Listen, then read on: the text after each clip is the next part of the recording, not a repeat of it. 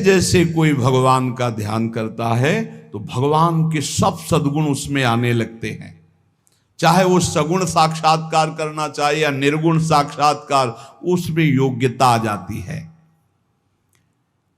म्याणे विठ्ठल ब्रह्मो नवे त्वाचे बोलो नाई कावे। महाराष्ट्र भाषा में कहते हैं मेरे तो सर्वस्व ब्रह्म विठ्ठल भगवान है, तुकाराम जी कह रहे हैं। अब मुझे किसी की बात सुनने की जरूरत नहीं है कि ब्रह्म कौन है, मेरे तो विठ्ठल ब्रह्म है जो वाणी से अगम्य है। मैं उसकी स्तुति क्या करूं? वेद भी जिसकी नेति नेति कह के चर्चा करते हैं, मैं उसकी क्या चर्चा कर पाऊं? पर मेरी वाणी को नशा हो गया है उनकी चर्चा करने का। आहा, मेरी वाणी को नशा हो गया। बिना उनकी चर्चा किए, बिना कीर्तन किए, बिना गुण गाए हमें चैन नहीं पड़ सकता। कोई ना हो तो ठाकुर जी को श्रोता बना के सुनाने लगो, ऐसा नशा होना चाहिए। सुनो, अपनी चर्चा आप ही सुनो। ठाकुर जी के सामने बैठ जाए और वाणी लेकर उन्हीं की चर्चा उन्हीं को सुनावे। संसारिक आदमी कर्मेंद्रियों से प्रेरित होकर कर्म करता है, वासना से प्रेरित होकर नाना प्रकार के सुख दुख भोगता है। पर हम कायिक, वाचिक, मानसिक केवल अपने विठ्ठल के लिए कर्म करते हैं। ये बात समझो। संसारिक आदमी कर्मेंद्रियां भाग रही भोगों की तरफ, कर्म करता है, पाप या पुण्य, सुख या दुख भोगता है। लेकिन भक्त कायिक, वाचिक, मानसिक अपने प्रभु को सामने रख करके चेष्टा करता है और उसका कोई ठौर ठिकाना प्रभु के सिवा कोई है नहीं। और प्रभु आनंद सिंधु है, वो हर समय आनंद में मस्त रहता है। कहीं किसी और का प्रयोजन नहीं रह गया है। तुकाराम जी के सब जगह विठ्ठल तू मुझे दिखाई दे रहा है। तन, वाणी, मन ये सब तेरे चरणों में अर्पित हो चुके हैं। भगवान, अब मेरा कुछ नहीं बचा, केवल आप ही मेरे बचे हो। ये हम लोगों के लिए आदर्श वचन है। हमें ऐसा होना है, प्रभु के सिवा हमारा कोई नहीं।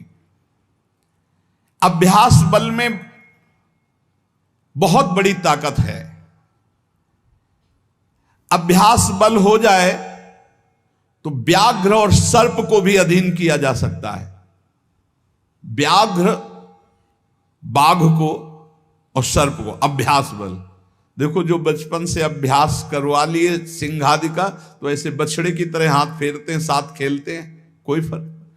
सांप पकड़ने वाले जो सर्प मित्र होते हैं, इतना बड़ा अभ्यास कि बड़े से बड़े विषैले सांप को 5 मिनट में अपने वश में करके, व्याघ्र और सर्प को अपने वश में किया जा सकता है। अभ्यास से विष को पचा लिया जाता है। जब उड़िया बाबा ने सुना कि एक महात्मा 10 ग्राम संख्या जहर रोज खाते हैं, तो उनका इसमें तो 10 आदमी मर जाए, ऐसा हो ही नहीं सकता। तो उन्होंने कहा महात्मा है तो उनका पता बताइए, मैं जाऊंगा। उड़िया बाबा वहां गए, महात्मा से कहा आप 10 ग्राम संख्या जहर रोज खाते हैं? उनका हाँ। बोले मैं देखना चाहता हूं, क्योंकि विश्वास नहीं होता, 10 ग्राम में तो 10 लोग मर जाएंगे।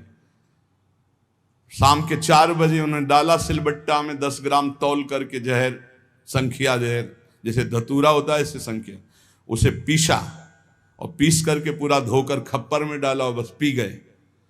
महात्मा आए तो आश्चर्य की बात है। बोले तो रोज हम पीते हैं। तो बोले 10 ग्राम कैसे? तो बोले अभ्यास। पहले दिन एक बीज लिया था, ऐसे घस के चाटा, नशाया। कई दिन उसी बीज को घसकर चाटते रहे, फिर एक बीज, फिर धीरे धीरे आज 10 ग्राम पचा लिया।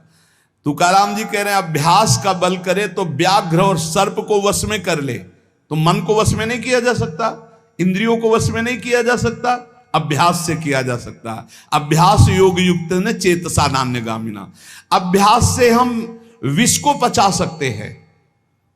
अगर हम रोज भगवत कृपा से अपमान को पचाना सीख जाएं तो बड़े से बड़े अपमान को भी, निंदा को भी मुस्कुराते हुए सह सकते हैं। अभ्यास से वेदों का अर्थ समझ लिया जाता है। वेद पाठ का अभ्यास करो, धीरे धीरे वेद अर्थ समझा। इसलिए कुछ दुष्कर नहीं है, तुम अभ्यास में आओ। मेरा भजन में मन नहीं लगता, अभ्यास करो।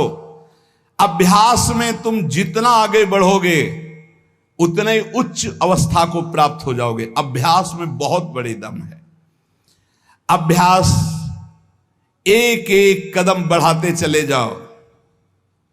अभ्यास, एक एक इंद्रियों पर विजय प्राप्त करते चले जाओ।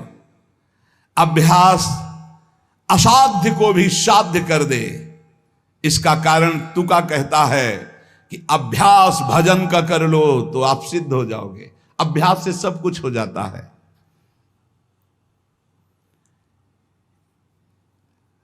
संत जब घर आते हैं तभी दशहरा और दिवाली माननी चाहिए, जो भगवत प्रेमी महात्मा है। बहुत बड़ा प्रभाव है, इसीलिए उस प्रभाव का दुरुपयोग असाधु जन कर बैठते हैं।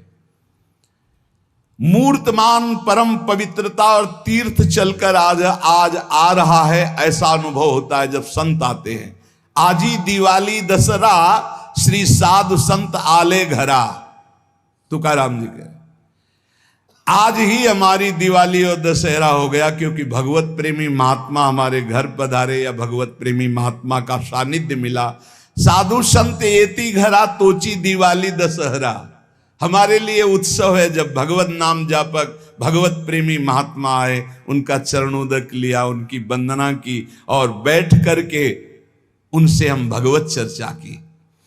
ऐसे जो भक्तजन हैं उनके संग का परिणाम क्या होता है कि भगवत साक्षात्कार के लिए छटपटाहट पैदा हो जाती है। जैसे जल से मछली को निकालो तो विकल होकर तड़पने लगती है।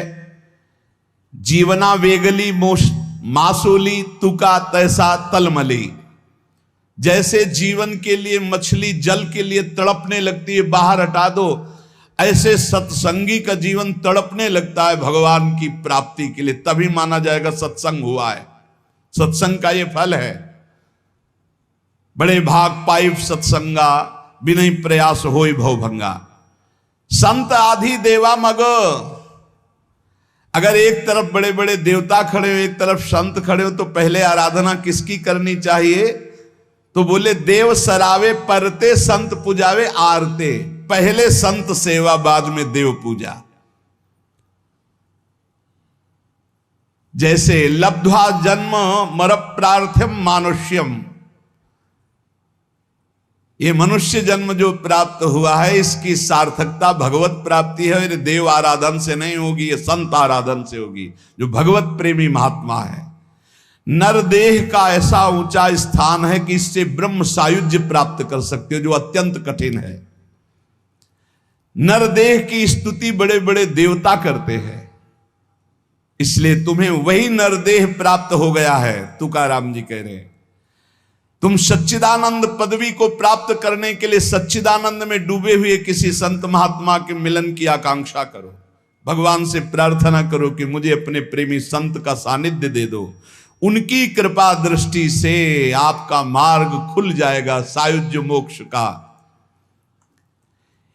इस लोक को देखो, लोगों की क्या दुर्दशा है। देह मिलने पर भी क्या धन्य हो रहे हैं क्या? नहीं। तो जो विट्ठल के दास हुए वही धन्य हुए। जो विट्ठल विट्ठल ऐसे कहते आयु व्यतीत कर रहे हैं, वही सच्चिदानंद पदवी को प्राप्त होते हैं। तुका कहता है मानव जीवन में तू भजन कर ले, बिना भजन के कुछ सार्थक नहीं जीवन। देखो ना भगवान कितना प्यार करते हैं। रीछ बानर कौन सी पवित्रता धारण करते हैं, लेकिन भगवान वृक्ष के नीचे बैठे और ऊपर डाल पे। प्रभु तरुतर कप डार पर ते किए आप समान। ग्वाल बाल अपने मुख की छाछ भगवान के मुख में डाल रहे सखा मंडली। देखो ना प्रेम हमारे विट्ठल का। तुकाराम जी कह रहे गोलियांची ताकि पिरे कोड़ पोरे चांगली।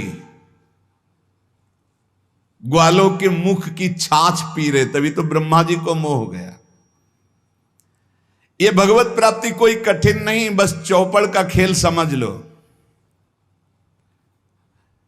चूक गए तो गोटी मारी जाएगी, गोटी मारना भवबंधन में फंस जाना, गोटी निकाल ले गए जीवन मुक्त हो गए।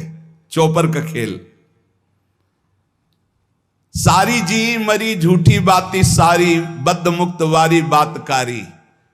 कोई जीवन मुक्त होना कठिन नहीं है। लूडो का खेल, चूक गए तुम्हारी गोटी मार दी गई, और सावधानी से अपने अंक को गिनकर गोटी को बचाते हुए निकल गए, जीत गए, जीवन मुक्त हो गए। नहीं गोटी मार दी जाएगी, खेल है एक ये। सारी वही गोटी, सारी मारी गई, सब झूठा हो गया, खेल बेकार हो गया, हार गए। और सारी मारी नहीं गई, निकल गए तुम तो मुक्त हो गए। खेल रखा है भगवान ने। तुकाराम जी से पूछा गया, क्या गृहस्थाश्रम में जैसे विरक्त को भगवान मिल जाते हैं ऐसे मिल जाएंगे? तो उन्होंने कहा, पागल बनने की जरूरत नहीं है। ये बात दिमाग में बैठालने की जरूरत नहीं कि बन बन भागने से ही भगवान मिलते हैं। अपने लोगों के भाग्य में ये मार्ग लिखा था, पर हम आज भी अनुभव करके ही कहते हैं। जो आज दुर्दशा देख रहे हैं, उस दुर्दशा से हम कह रहे हैं कि घर में रहकर धर्म पूर्वक आचरण करते हुए भजन करने से बहुत लाभ मिलेगा। विरक्त मार्ग बहुत ही मतलब आग पे चलने का मार्ग है, खिलवाड़ नहीं है। आप ये समझ लो, खिलवाड़ नहीं। सफीपुर एक गंगा किनारे स्थान है, तो वयोवृद्ध महात्मा सन्यासी रहते थे। तो उनके घर के कुछ लोग गुड़ और ये सामग्री लेके गए, तो उनका गंगा जी में डाल दो या किसी और को दे देना। नहीं, मुझे आपका एक भी अन्न का टुकड़ा नहीं, मैं विरक्त हूं, आपका सेवन नहीं कर सकता। और आप यहां से कुछ एक भी टुकड़ा लेने की सोचना मत।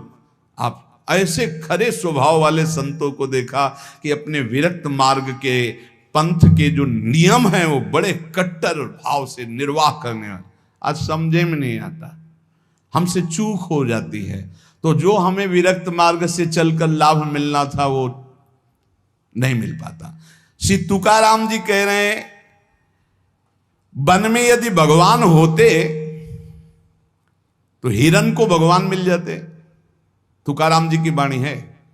खरगोश को मिल जाते, बाघ को मिल जाते, ये सब भगवत प्राप्त हो जाते। देखो, जब आनंद मिलेगा तब मन पंगु हो जाएगा। जैसे भौरे में बहुत बड़ी ताकत है कि चाहे जितना मजबूत काठ हो, वो बड़े मौज से खेलते खेलते उसमें छेद कर देगा। जब कमल की पराग वृत्ति में वो पहुंचता है तो थोड़ा सा भी पराग को धक्का न लगे, शांत होकर बैठ जाता है। चाहे जीवन खोना पड़े, वो कमल की पंखुड़ी को नहीं काटता। ऐसे उदाहरण दे रहे, ऐसे ही तुम्हारा मन तब तक उद्दंडता करता रहेगा जब तक भगवत सुख नहीं मिलेगा। और जिस दिन इसे आनंद मिला, भगवद आनंद, ये बैठ जाएगा, इसका अस्तित्व खत्म हो जाएगा, ये बैठ जाए। निज सुख बिन मन होई कि थीरा, बिना आत्मानंद का अनुभव मिले मन स्थिर नहीं होगा, शांत नहीं होगा, विश्राम नहीं पाएगा।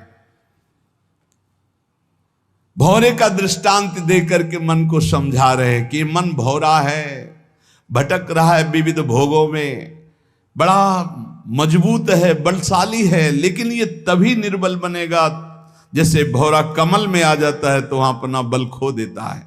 ऐसे ही श्री हरि चरणारविंद, हरि नाम, भगवद आश्रय, भगवत भक्ति, इसी में मन आनंद को प्राप्त होगा। तो आपको कहीं भागने की जरूरत नहीं। आपने सुना कि जंगल में भागने से क्या होगा, जल पीने से क्या होगा, फलाहार रहने से क्या। शांति से अपने घर को ठाकुर जी का मंदिर मान लो, खूब नाम कीर्तन करो, भगवत चर्चा करो, भगवान का सुमिरन करते हुए जीवन व्यतीत करो। इधर भी सुखी, परलोक में भी सुखी। किसी से आशीर्वाद मांगने की जरूरत नहीं, दौड़ने भागने की जरूरत नहीं, हाहाकार मचाने की जरूरत। ये बहुत आनंद का जीवन है मानव दे। बस सुलझ जाओ, शांत हो जाओ, जहां तुम हो वहीं सब ठीक है।